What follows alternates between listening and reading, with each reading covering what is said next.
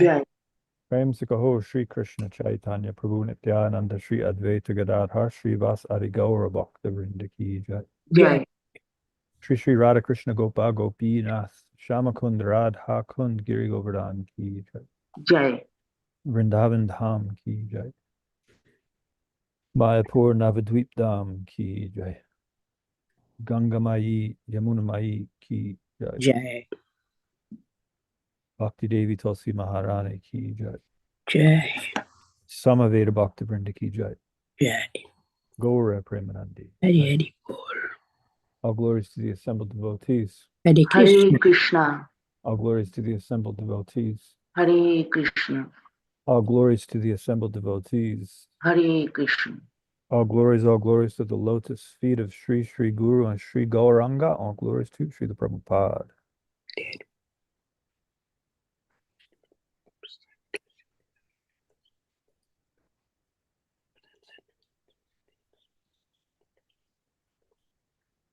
Om Namo Bhagavate Vasudevaya.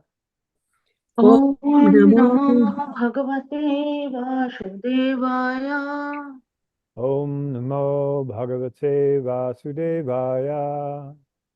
Om Namo Bhagavate Vasudevaya. Om Namo Bhagavate Vasudevaya. Om Namo Bhagavate Vasudevaya. Hare Krishna. Thank you, everyone, for joining.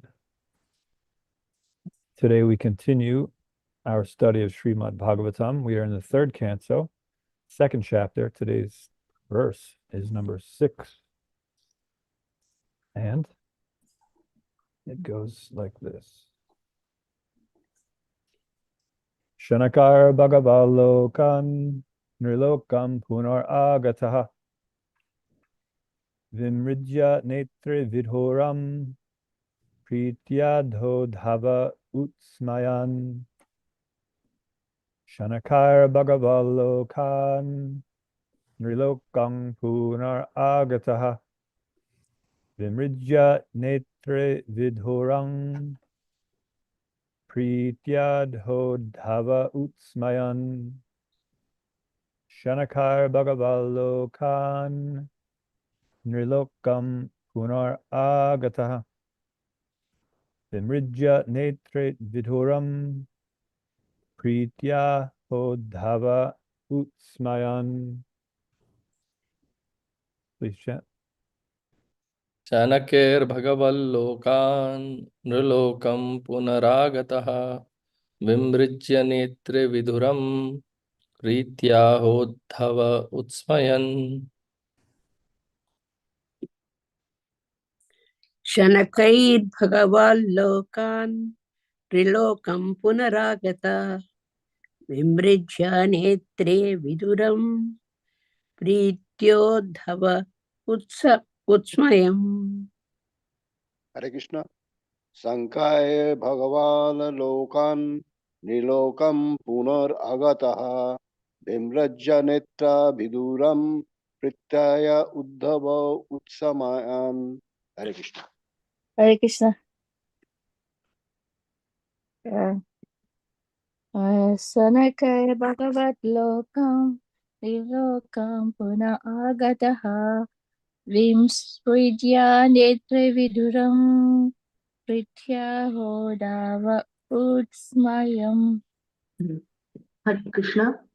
Shanakayar Bhagaval Galokan Nilokam Punaragataha Vimijja Nitra Viduram Pritya Ahodhava Utshamayan.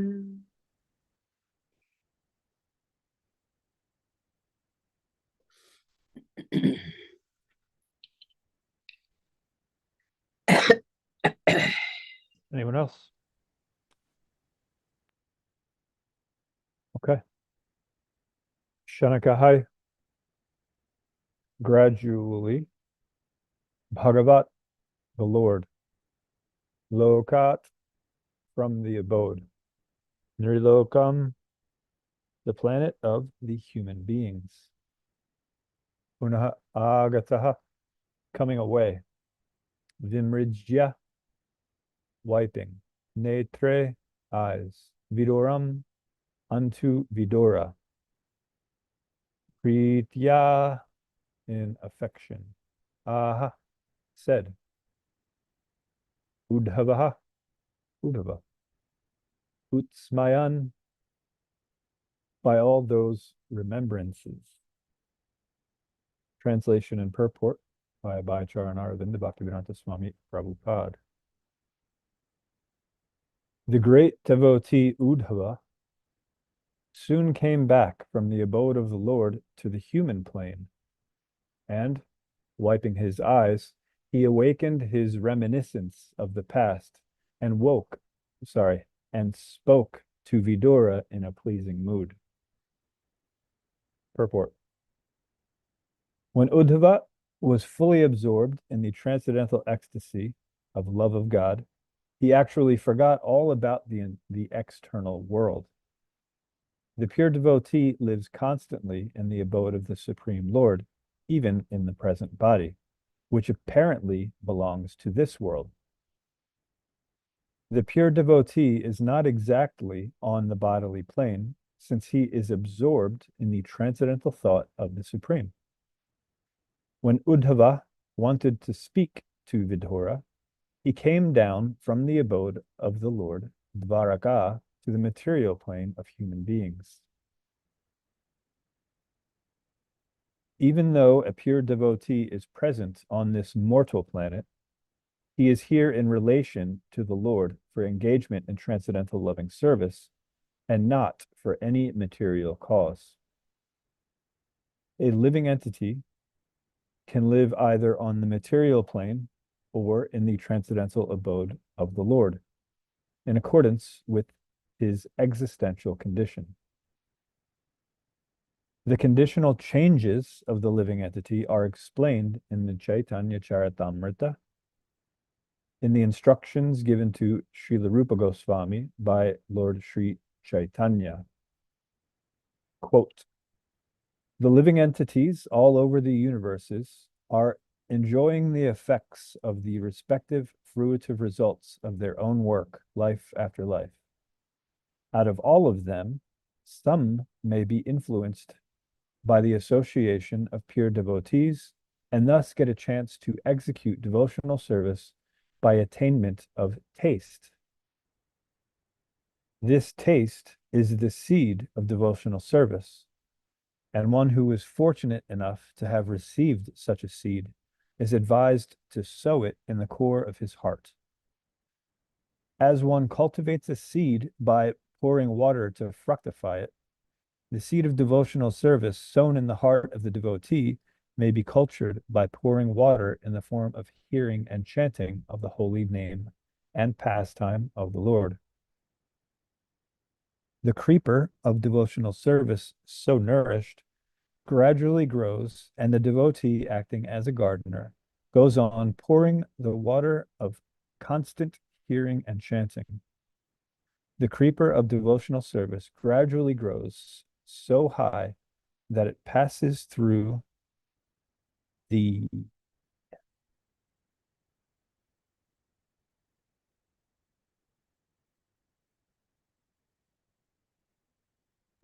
Material universe.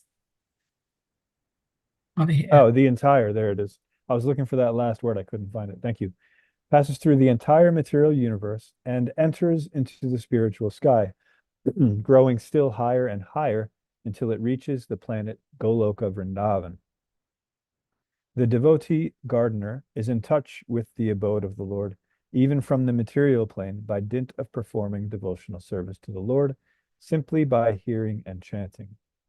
As a creeper takes shelter of another stronger tree, similarly, the creeper of devotional service, nourished by the devotee, takes shelter of the lotus feet of the Lord and thus becomes fixed. When the creeper is fixed, then the fruit of the creeper comes into existence, and the gardener who nourished it is able to enjoy this fruit of love, and his life becomes successful. End quote. That Uddhava attained this stage is evident from his dealings. He could simultaneously reach the supreme planet and still appear in this world. The translation again. The great devotee Uddhava soon came back from the abode of the Lord to the human plane, and wiping his eyes, he awakened his reminiscence of the past and spoke to Vidhura in a pleasing mood. Nama Om Vishnu Padaya Krishna Prastaya Bhutale Srimate Bhaktivedanta Swamine Tanamane Namaste Saraswate Devi Gauravani Pacharne Nirvisheshashran Nivari Paschati Deshatarne Om Ajnana Timirandasya Jananjana Shalakaya Chakshur Unmilitam Yena Tasmai Shri Gurave Namaha Vanchakalpatrubhyascha Kripa Sindhubhya Eva Cha Patitanam Pavanebhyo Vaishnavebhyo Namo Namaha.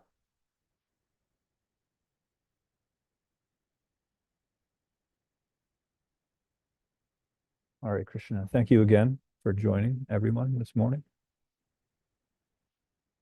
In today's purport, Srila Prabhupada quoted, or paraphrased, a section from Madhya Lila, Sri Chaitanya Charitamrita Madhya Lila, chapter 19, verses 151 through 155. That was the quote, the big quote,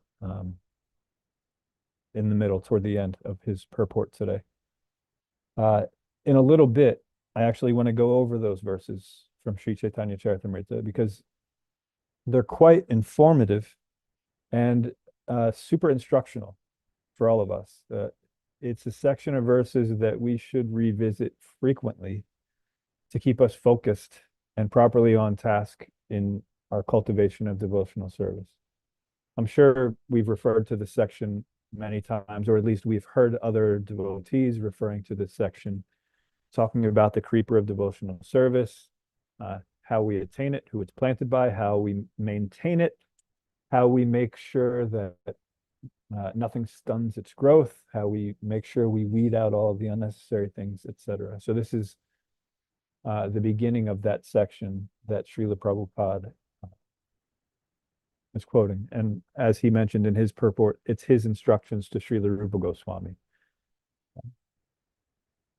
But before we get to that, and I sort of want to try to do that in as much depth as possible, even though this is a relatively short session. But before we do that, I want to thoroughly go over how it relates to today's verse and how it relates to us, of course. So I want to discuss a phenomenon that most of us, if not all of us, go through or have gone through, at least to some extent. And I've spoken about this before. This is a common concept. It's referred to by many as the pure devotee syndrome, right? We've all heard this term, most of us, I imagine. So this is when we're on the neophyte level and we start to notice Krishna in our lives. So we're reading Srila Prabhupada's descriptions of how a pure devotee sees Krishna everywhere and constantly engages in his service.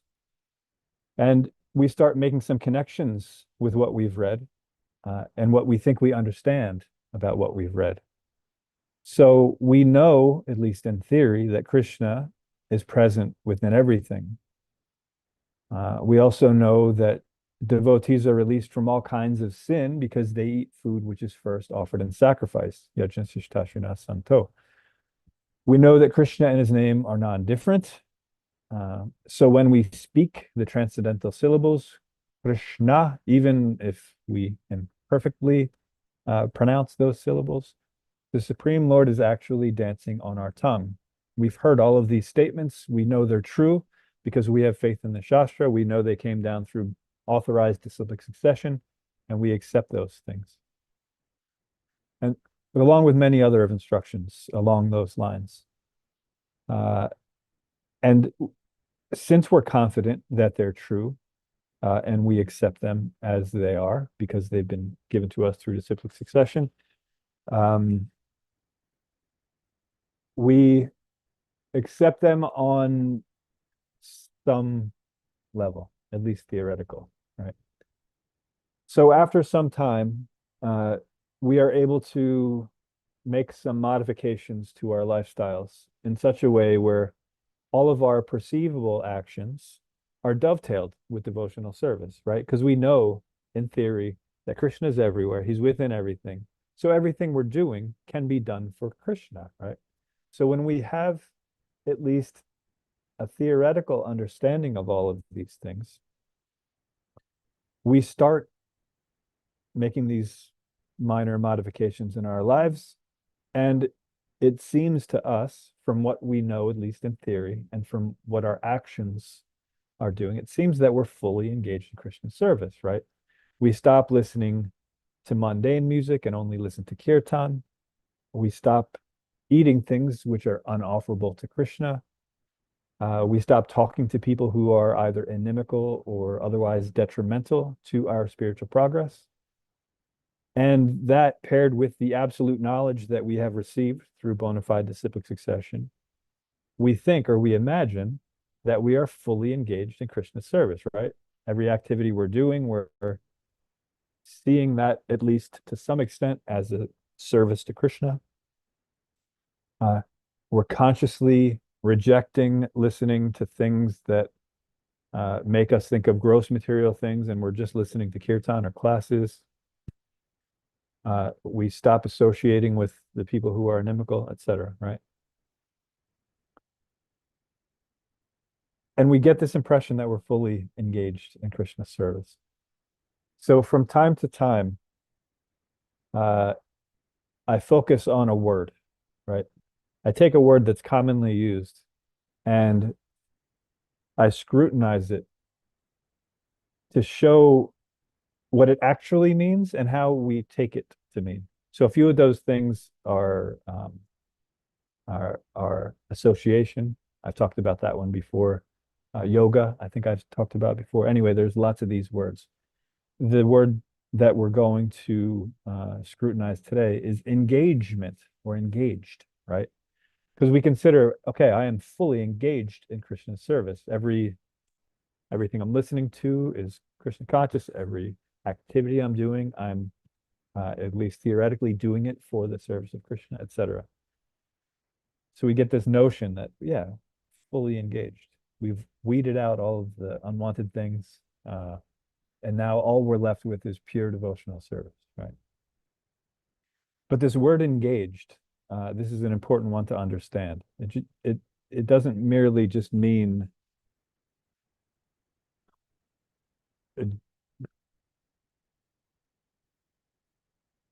anyway, let's talk about what it does mean instead of what it doesn't mean. That'll help more. So when I think of the word engaged, I think of it in a mechanical sense. That's just how my conditioned mind works. So when I hear engaged, I think of a series of gears, right? That we encounter them in many different ways. If anyone has ever seen the innards of a watch, you see that there are many different gears and they mesh together and they all move in synchronized harmony. And so there are some smaller gears and there are some bigger gears. And so we also see this on a bicycle. We also see this in cars. Well, we don't necessarily see it in cars, but we know they're there if we understand how engines work. But there are these series of gears, different sizes, different shapes. And as they rotate, they perform certain functions. So if we think of a watch, for example, you have your central gear, and there are several different other gears which are connected to that central gear, and they're moving at different speeds because they have different amounts of teeth on the gear, right? So one is moving around completely in a minute. The whole thing is moving around. Another one, it's taking an entire hour to move around. And another one, it's taking an entire 12 hours to move around the gear, depending on how many teeth are in that gear and how they're engaged. And in order for them to actually be engaged, that means they have to be synchronized with one another and working toward the same purpose. This is what engaged means. So whether you think of it in terms of a watch or a bicycle or a car, we have to understand what engaged actually means. It's actually working solely with the whole machine, the whole contraption or device. Many of these machines that we have encountered that have these different gears, they have functions that they only periodically need to be engaged, right? These are circumstantial or occasional functions.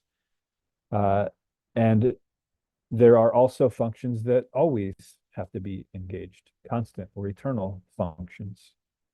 And sometimes with these machines, we have to disengage and re-engage certain functions when necessary, right? So for example, with the car, there's a clutch. You push in the clutch, that disengages the gear.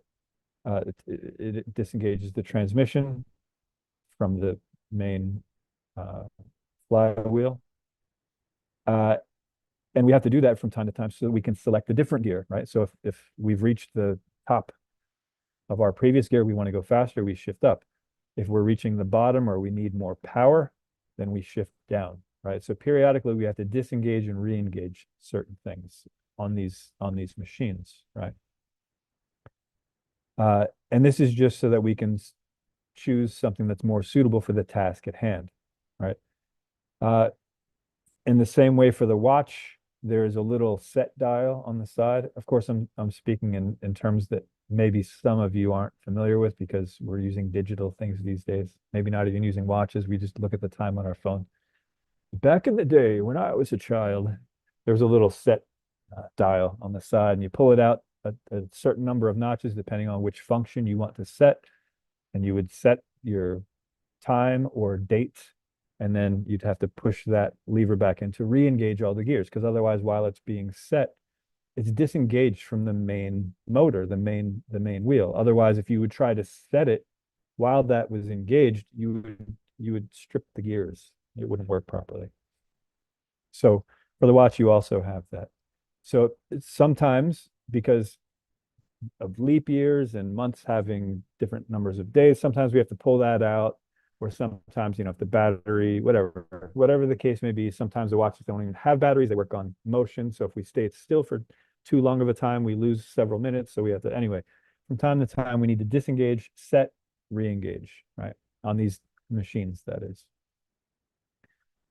So engaged means hooked up completely with the machine and moving according to its motion, not moving independently, right? This is what engaged means. So this is something that we have to keep in mind when we're talking about engaging in devotional service. Because sometimes when we're learning about the machine we are using, we go through the motions to engage certain functions, but we fail, right? So in the example of the car, again, this might be a dated example because many people don't drive stick shift anymore. But sometimes when we're learning how to drive stick shift, if you even know what that is, we forget to first push in the clutch when we go to shift. And so we hear this grinding noise, right? We don't engage. We think we're engaging. We're following the instructions that were given to us, but we're not following all of them completely. And so, we're forgetting certain things. And either way, we're not actually engaging. We're trying. Or sometimes we accidentally, because sometimes the gears, if we're not used to them, if we're not accustomed to them, we'll go to put it in first, but we'll actually put it in third, which is right next to first. And so we select accidentally a higher gear, and instead of engaging, the engine bogs out and stalls, right? Or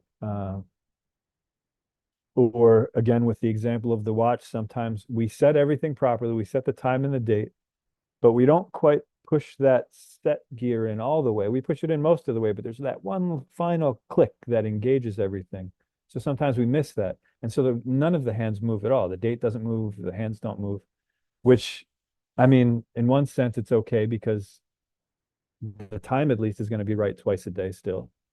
The date will be right once a month at most, depending on what number you're on and depending on how many days are in the month.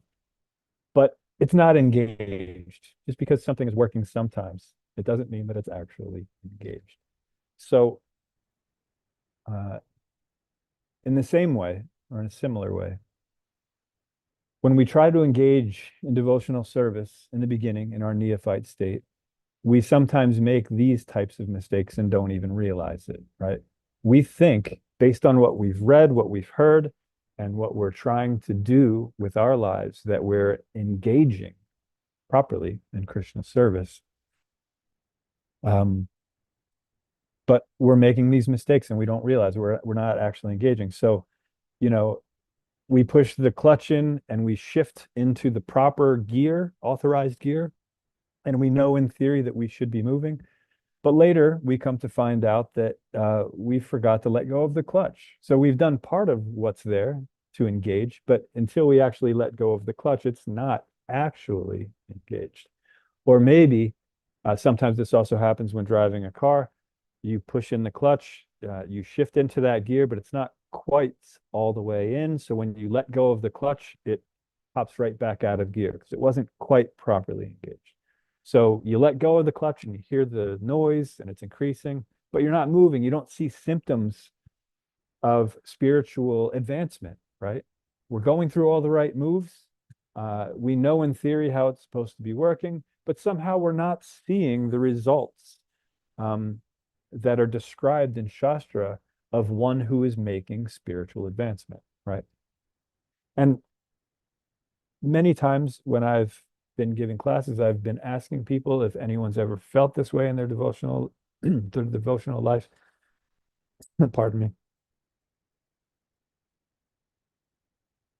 Where we get to a point where we feel like we've sort of stalled out or we've gotten to a plateau where we're still putting forth the same efforts in devotional service, but we're not seeing or not noticing any further advancement. This is very common because we're not completely understanding what it means to truly engage in devotional service. We understand it in theory. We're going through the motions. We're trying. We're attempting. But there are certain things that are holding us back, right? And this section of Sri Chaitanya Charitamrita that Srila Prabhupada quotes, it goes over all of these different mistakes that we can make. And more importantly, it goes through the right ways to properly engage in Krishna's service. So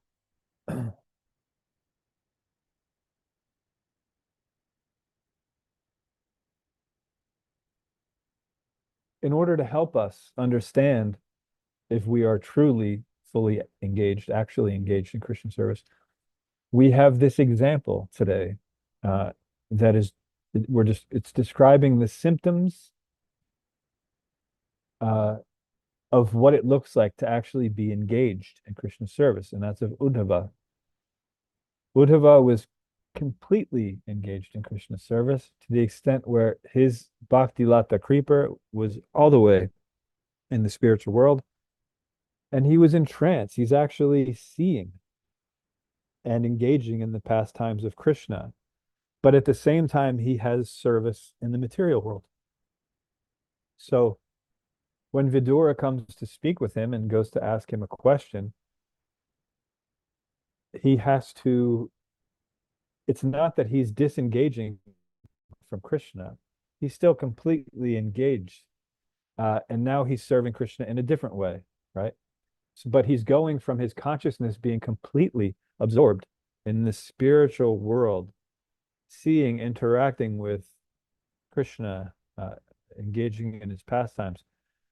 And now it's time for him to engage in another pastime of helping a fellow Vaishnava clear up different doubts, right? To answer certain questions, right?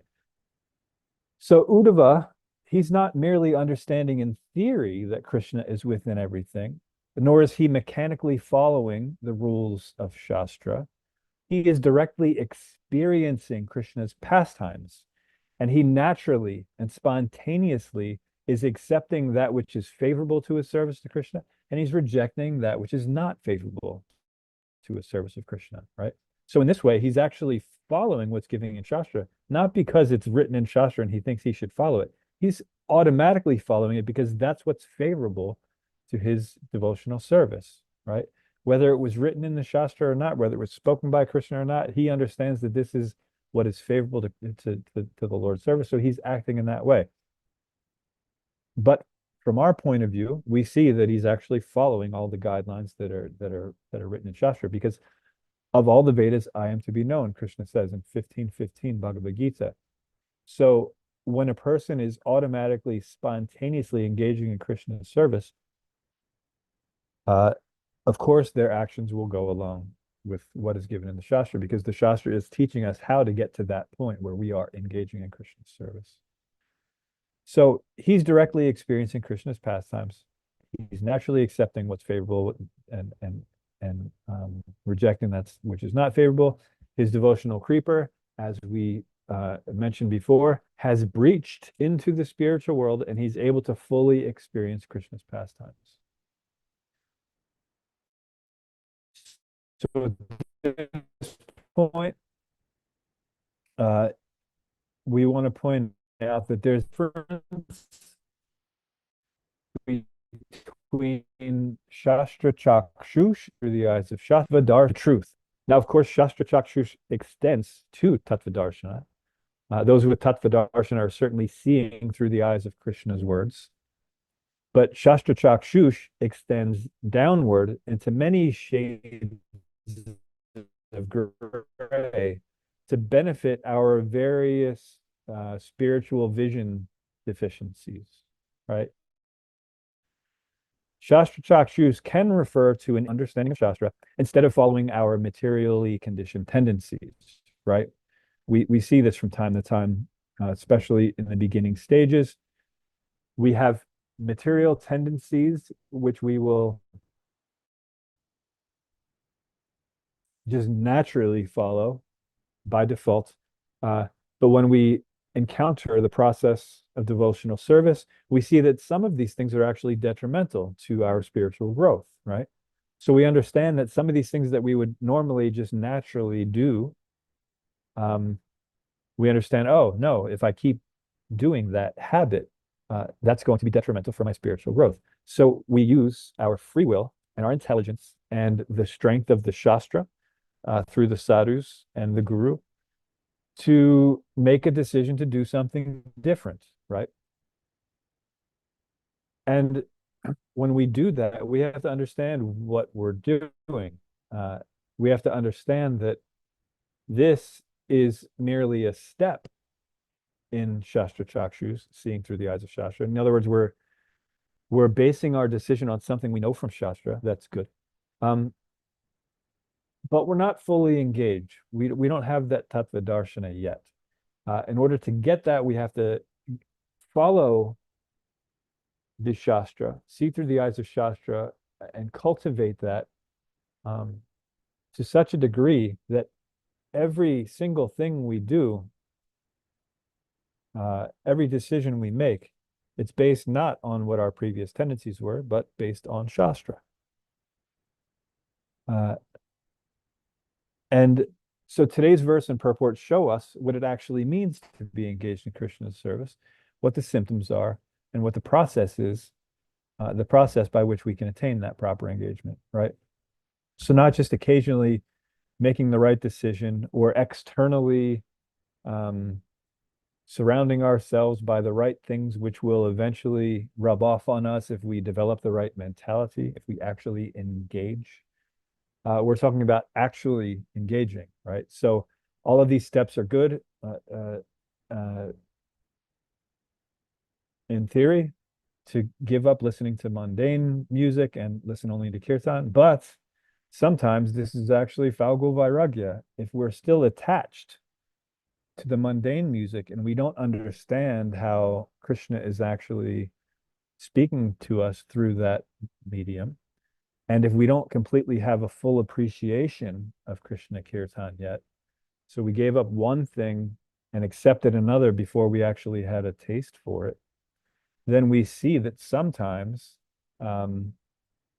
these neophyte devotees, they fall down and then they stop listening to the Kirtan completely. They return to listening to their mundane music, and they blame the process of devotional service for making them sell their record collection, right? And then they have to put forward so much work to get all of that back, right? So we see these things happen. If we give up something externally, but we're not actually giving it up internally. We're not actually engaging that in service. We're theoretically trying to engage it. We're going through the right motions, but we're not going through them at the right time or with the right consciousness, right? So when we successfully engage in Krishna service, when our Bhakti Lata creeper, the fruit of that creeper breaches the material realm is there in Krishna's world, we actually see Krishna everywhere, right? I am doubting that anyone in this session would say that that's the state they're at, right?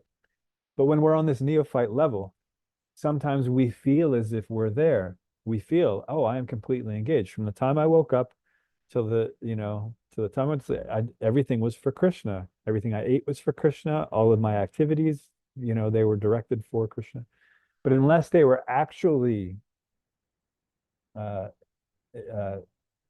without any sense of independence or doership engaged in Krishna service, then they were part of the process, sure, which will purify our consciousness, but it's not actually fully engaged in Krishna service. And so that is what we will use the rest of our allotted time today to talk about. And I wish we had more time. This topic, honestly, it's more suited to be a seminar than a shorter class. And many times it is presented as a seminar. So, but we highlighted the reason why it's important for us to understand this concept in relation to today's verse. And so now we're going to shift gears, so to speak, pardon the pun. And what I want to do, as I mentioned before, I want to read through some of that section of Chaitanya Charitamrita and some of Srila Prabhupada's commentaries from his purport, not all of it because we don't really have time.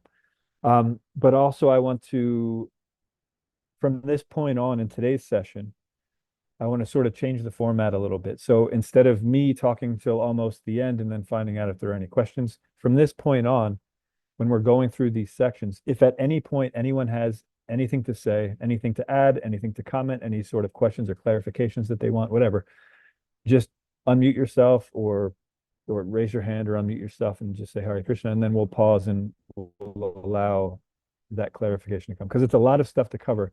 So if I talk until about the end and say, okay, are there any questions? It's way too much to digest. So we don't have to get through it all.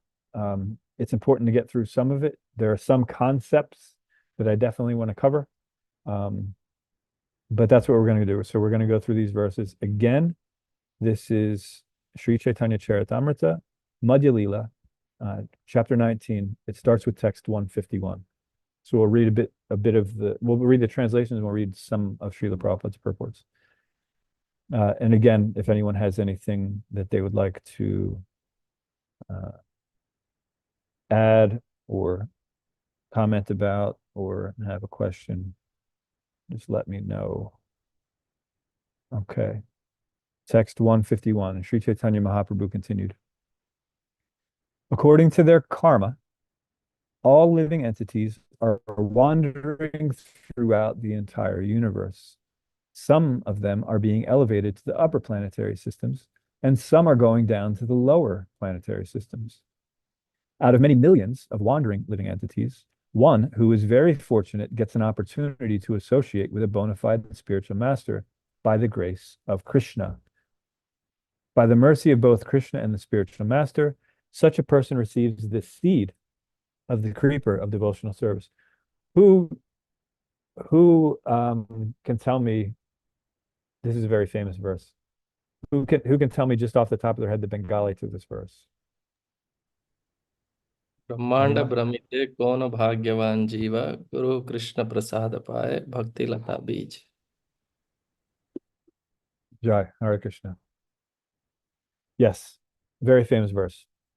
So in his purport, Srila Prabhupada mentions, quote, Krishna is situated in everyone's heart, and if one desires something, Krishna fulfills one's desire.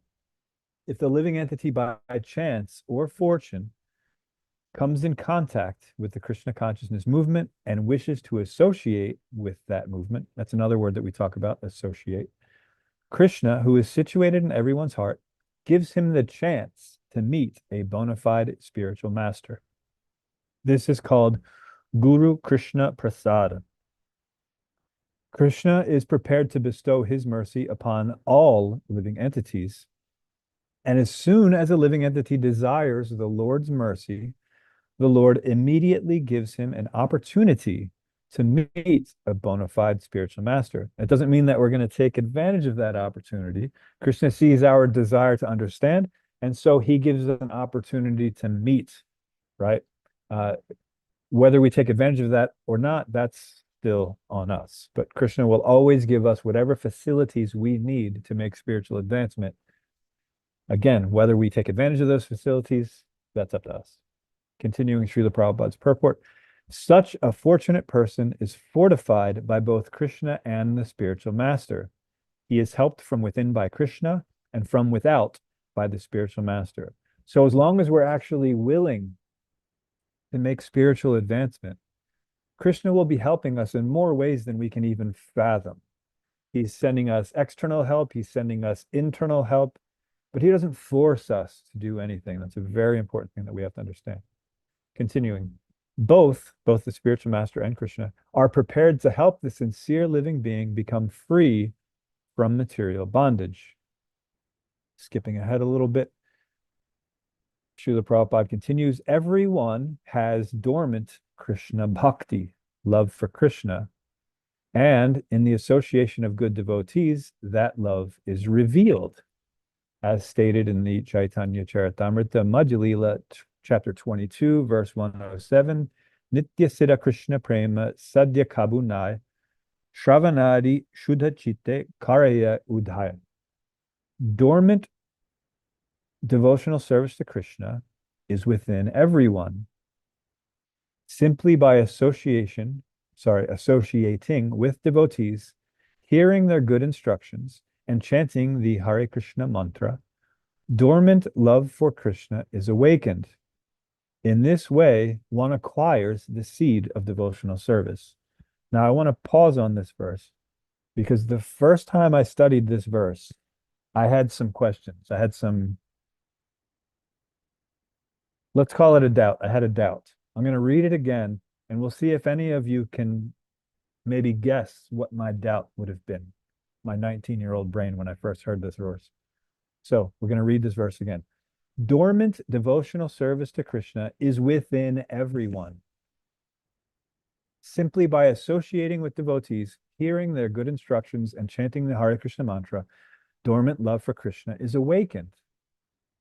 In this way, one acquires the seed of devotional service. Can anyone guess what my 19-year-old mind doubt would have been when I heard this verse the first time?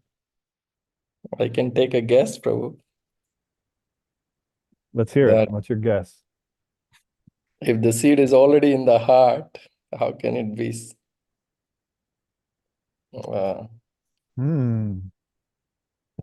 sowed in the heart? That's an excellent guess. That's an Can I excellent guess. Did you also have this doubt at some point? Or who else wanted, someone else wanted to say something? can I take a guess, Prabhu? Yeah, Hare let's hear it. Krishna. It may be what I think of a lot too, is if that seed was always in our heart, why does it take so long to come out or meet the devotees? That's kind of what I've always pondered. Okay. Yeah, that's another aspect of it. I see now that you have a Bhavagrahi Janardana instead of a Bhakta Bab. That's wonderful. Yes. Congratulations.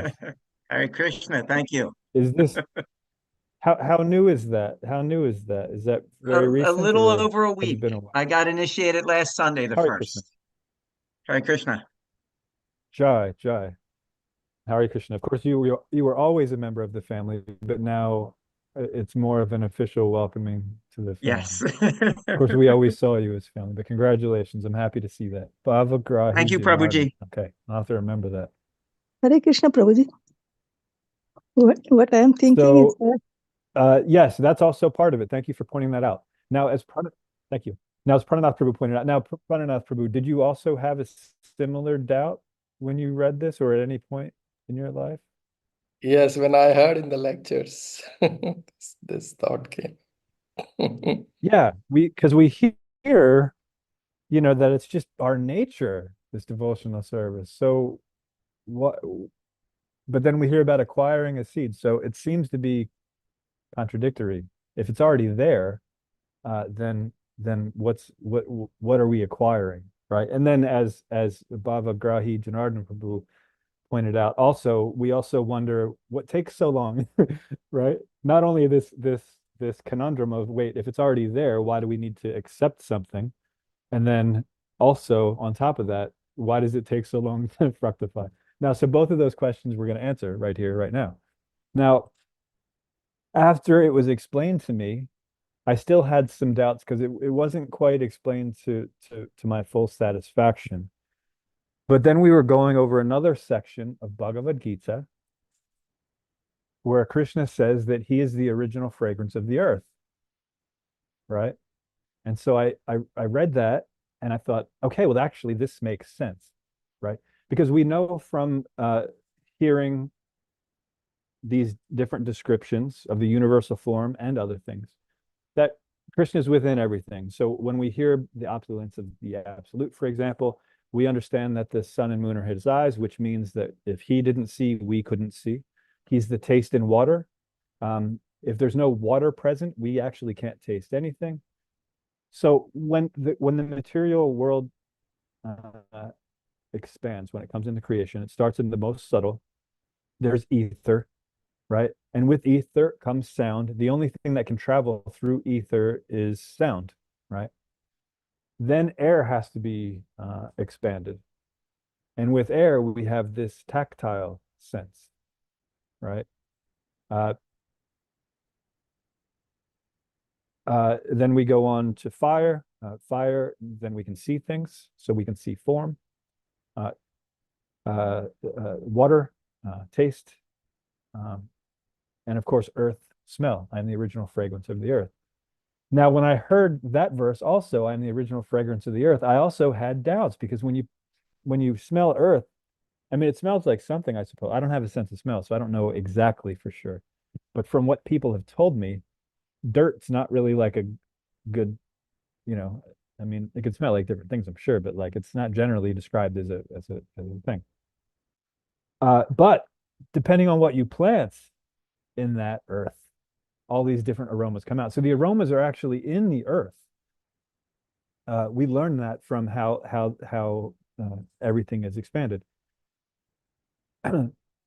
So all of the aromas are actually present in the earth, and depending on what seeds are planted in that earth, these different aromas then can take shape, can manifest, right? So bhakti, we are to touch the Shakti. So bhakti is here in our heart, but since we misused our free will, all of these material tendencies are also there. So all of the different fragrances are there, present within our hearts. And depending on what we cultivate, and this is going to come up also later in the purport, before we get that seed from the guru, the Bhakti Lata Kripa seed, all we have are seeds of jnana, karma, etc. Right? Those are the only things that we can cultivate without the mercy. And how is it? Said the mercy, and there were two things. Devar What was and it? Devar. Oh, well, that's something else. That's the two things. Good. I'm glad that you remembered that too. But no, just in what we just read, and thank you for pointing that out because that's always an important thing to remember. What we just read, it was talking about, and now I'm not going to find, and I don't want to spend too much time trying to find it. But something we just read was talking about when Krishna comes into our life. Okay, I'm not going to find it. So I want to, if the living entity by chance or fortune comes in contact with Krishna consciousness movement and wishes to assist, so chance or fortune. So there are two ways that we can come in contact with the devotee. One is by fortune and the other is by chance, right?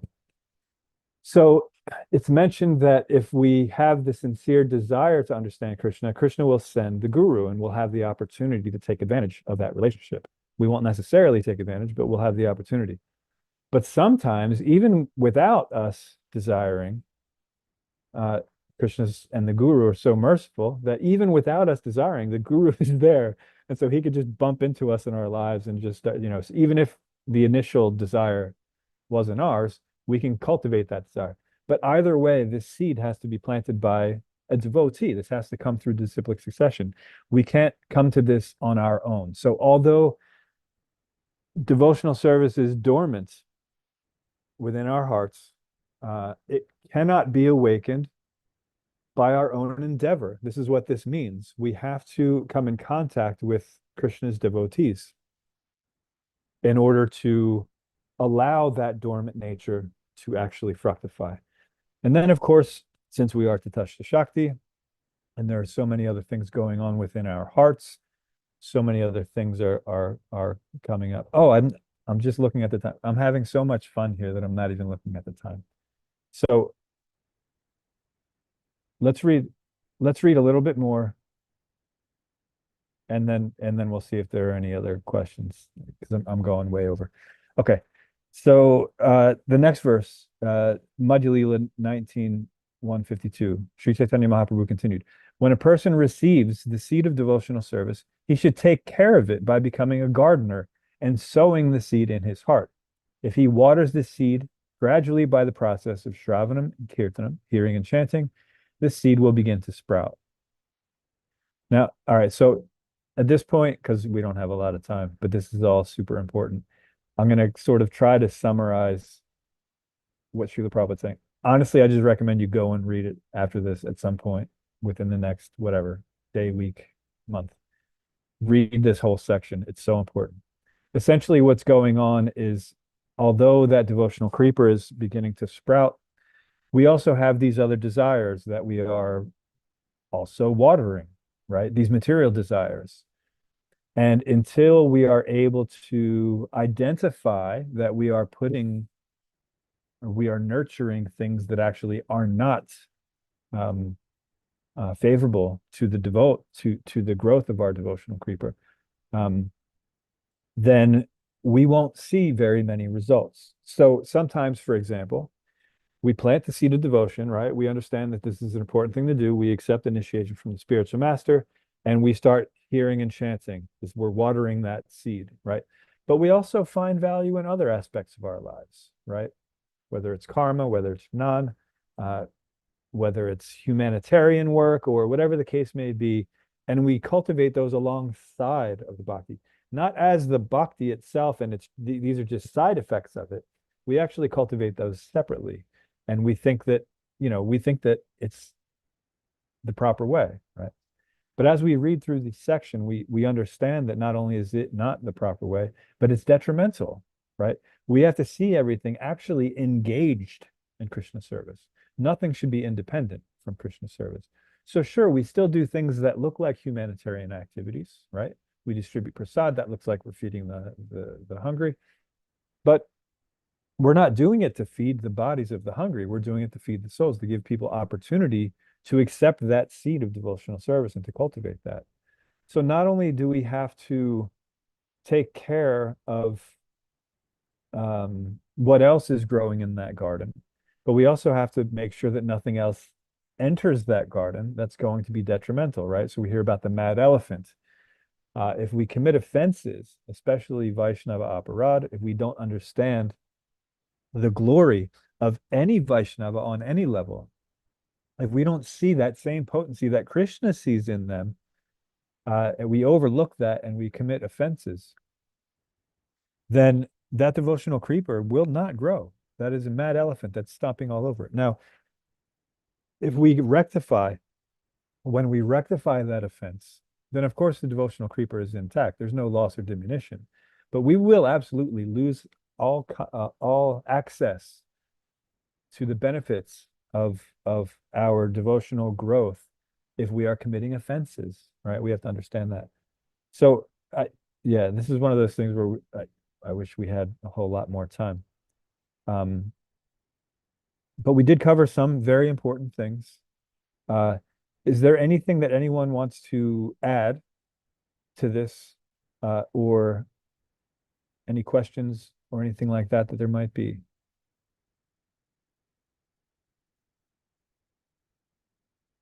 because we're already at the time where we should be winding it out. Anything?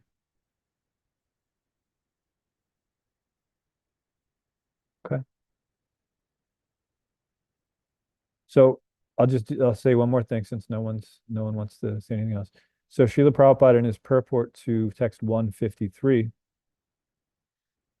he's mentioning that a creeper gradually takes shelter of a big tree, right? We see these vines.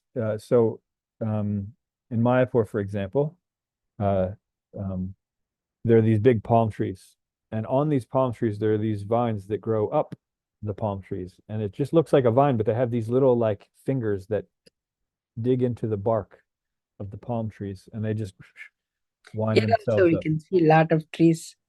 The creepers are going to the tree. Right. So creeper, the nature of a creeper is it doesn't like Yeah. some of them just grow, just creep along the ground, but they like to go up things. Go up. And some creepers are bad, some creepers will go up and they'll take over the entire canopy of the tree. The tree itself will die, right? So it uses the tree to get up to reach the sun, but then it chokes out all of the life of the sun. So some creepers are bad, and these are the ones, the material creepers that we cultivate. But Srila Prabhupada points out that the devotional creeper, it also likes to grab onto something, but it doesn't grab onto anything material. It grabs onto Krishna's lotus feet, right? And this is the same way. This is our same attitude that we shouldn't try to take support from temporary material things, material ideas. We should only take the support of bhakti. So anyway, this whole section, and I really wish we had time to go through and really, dive into it. But we do have to understand it is in our best interest to understand how to cultivate this devotional creeper, to do it properly, to avoid all of the common pitfalls, and to most importantly, as we started with in today's class, to not think that just because we're doing a few things that are, at least in theory, engaged in Krishna service, that we're not fully engaged. We have to understand what engagement actually looks like. And for that, we look at the example of Uddhava. Now, one more story I'll say before I end this. So one time I was giving a seminar in Jagannath Puri, and in Jagannath Puri, there's a tendency to, because Lord Chaitanya went there for a very specific reason, to focus on a very specific anga, a very specific aspect of bhakti. And so the tendency with seminars in Jagannath Puri are to sort of tap into that mood. But I was seeing that many of the attendees of that particular retreat weren't on the level to understand any of that, right? So when I was asked to also give some seminar, I said, okay, yeah, I'll do it, but I'm going to do something a bit different than what we're all doing here. And so I started the first class by singing Jaya Radha Madhava, right? And then when we were finished, I said, okay, who just actually saw Krishna on the bank of the Yamuna, and who actually saw him lifting Govardhan and playing with the gopis, who actually just experienced that? And of course, no hands go up. Some say, well, I was thinking about it. I was trying to picture it. And that was even rare. Most people are, they're just singing the song. I said, okay. So for we who are not actually, so it's not that those things weren't happening. Krishna and his pastimes and his names, they are non-different. That is an absolute fact. I am not trying to dispute that at all. But if we're not seeing that, then we're not on the level to actually understand this spontaneous devotion. And if we're not on that level, then we should only very rarely hear about it, right? Just to the point where we're inspired to get there. That's how much we should hear about it. But until then, we have to engage in what we actually have access to, because we don't have access to spontaneous attraction to Krishna.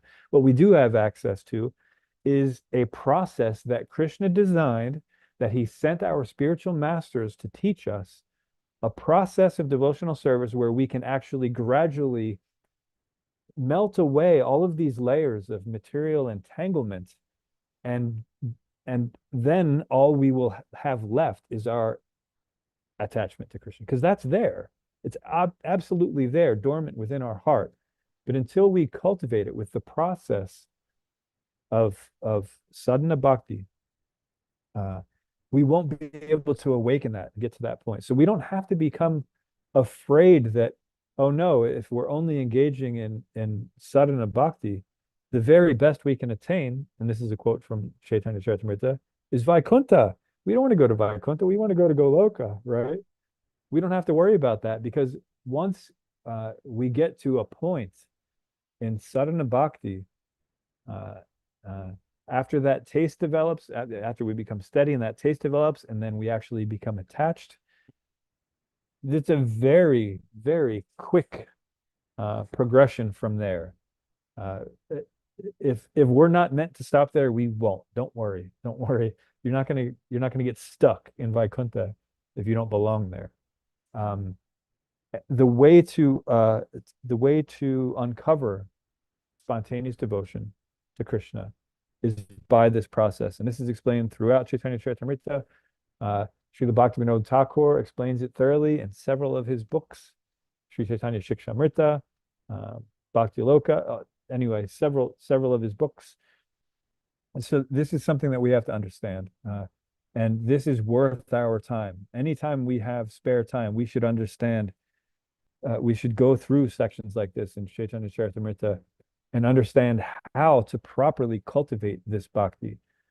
Now, we all have had the experience, as I mentioned before, where we feel that our process of bhakti or the results have sort of stalled out or come to a plateau.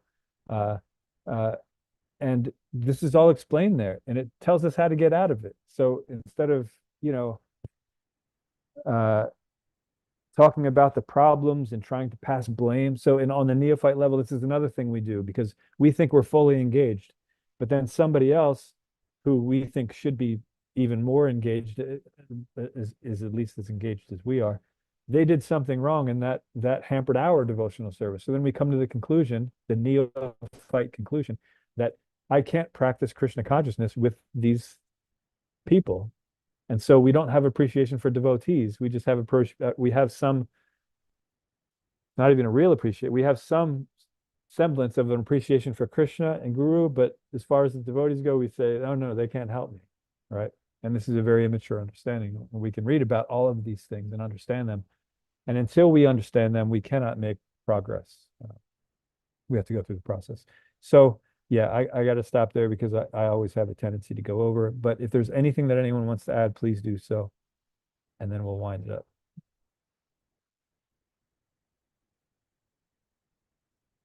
We could talk about this for weeks. Okay, so there's nothing there. Okay, so then we'll stop. Thank you Srimad very much. Bhagavatam ki jai, Srila Prabhupada ki jai, Sri Chaitanya Jai. Charitamrita ki jai. Jai. Thank you all. Patitranam pavanebhyo vaishnavebhyo namo namah. Hare Thank Krishna. you. Thank you for the Hare wonderful Krishna. class. Hare Thank you Krishna. very much, Prabhu. Lot Thank you, of things thank you. we need to know. And again, a big congratulations to Bhavagrahi Janardana Prabhu. Hari Bol. I also Jai. got second Come on. initiation, Prabhu. Hari Bol. Jai. Hare Krishna. Last week only. Mother Vindavali took second initiation the same day. Hari Bol. That's Congratulations. Shobharade amazing. That's also. amazing. Very good. Shobharade also. Oh, Jai. Hare Hari Krishna. Bol. Look at that. Thank you very much, Prabhu. Thank you, everyone. This is all Wait, very good. I think I have to think Hare that Krishna. I need to go further in devotional service and knowing all these things. That I'll pray everybody, all the devotees, and then Krishna to give me the strength to get all these things. Thank you very much. Hare Krishna. Hare Krishna. Hare Krishna, Oh, everyone. my internet's going out or someone else's? It seems that way, Prabhu. Yeah. Your All right. screen is frozen. Anyway, thank you very much, Prabhu. Hare Krishna. Thank you.